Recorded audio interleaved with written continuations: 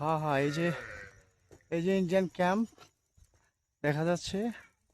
আর এই যে ভারতের মহিলা পুলিশ, এই যে দেখেন, এই হচ্ছে ভারতের।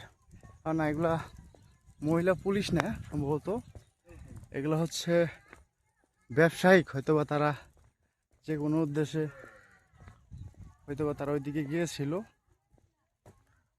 বর্ডারের পাশে থাকলে কত রকমের ব্যবসা থাকে না, মানুষ তো কত ব্যবসায় করতেছে। দেখেন,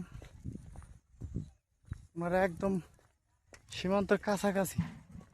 এই যে দেখেন, এই যে সীমান্ত, এই যে ইন্ডিয়ান ক্যাম্প, আর এই যে ওনারা যাচ্ছে।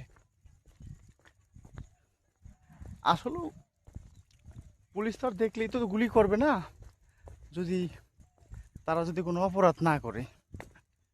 কারণ ইন্ডিয়ান পুলিশ তারাও তো মানুষ, তারা তো আর মানুষের বাইরের কেউ না।